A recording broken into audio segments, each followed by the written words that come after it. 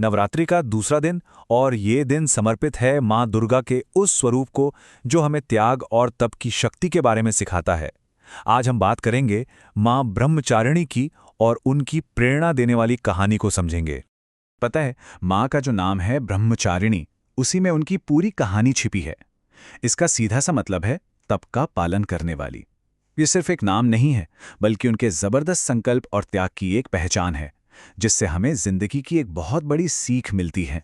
चलिए, तो सबसे पहले माँ ब्रह्मचारिणी की पूजा की जो सरल विधि है उसके बारे में जान लेते हैं। तो पूजा की शुरुआत होती है सुबह सुबह स्नान करके और पूजा करने की जगह को पवित्र करके। इसके बाद एक चौकी पर माँ की मूर्ति को स्थापित किया जाता है और फिर कलश की स्थापना होती है। फिर उन्हें पूजा की सामग्री चढ़ाई जाती है, मंत्रों का जाप होता है और आखिर में भोग लगाकर आरती के साथ पूजा पूरी की जाती है। अच्छा, अब माँ को पूजा में क्या क्या चढ़ाया जाता है? तो देखिए, इसमें फूल, अक्षत, रोली और कुमकुम शामिल हैं।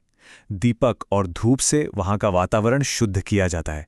और हाँ, भोग में मिश्री या पंचामृत चढ़ाना बहुत ही शुभ माना जाता है, क्योंकि ये माँ की सादगी को दिखाता है। माँ ब्रह्मचारिणी का एक मूल मंत्र है, ओम देवी ब्रह्मचारिण्यै नमः। ये सुनने में बहुत सरल है, लेकिन बहुत ही शक्तिशाली मंत्र है। ऐसा माना जाता है कि इसका 108 बार जाप करने से मन एकदम शांत हो जाता है और हम देवी की दिव्य ऊर्जा से जुड़ पाते हैं। अब हम सुनते हैं वो कहानी जिसने देवी पार्वती को माँ ब्रह्मचारिणी बनाया। ये उनके एक अटूट संकल्प की कहानी है, बहुत प्रेरणा देती है।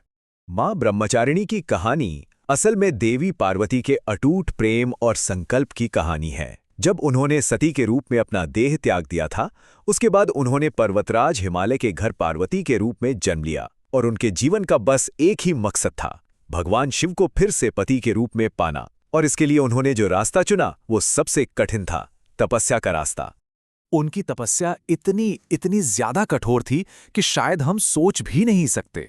उन्होंने हजारों साल तक तप किया। शुरुआत में वो सिर्फ फल खाकर रहीं, फिर सिर्फ पत्ते खाकर गुजारा किया, और आखिर में तो उन्होंने खाना पीना सब कुछ छोड़ दिया। सोच कर देखिए कितना मजबूत संकल्प रहा होगा।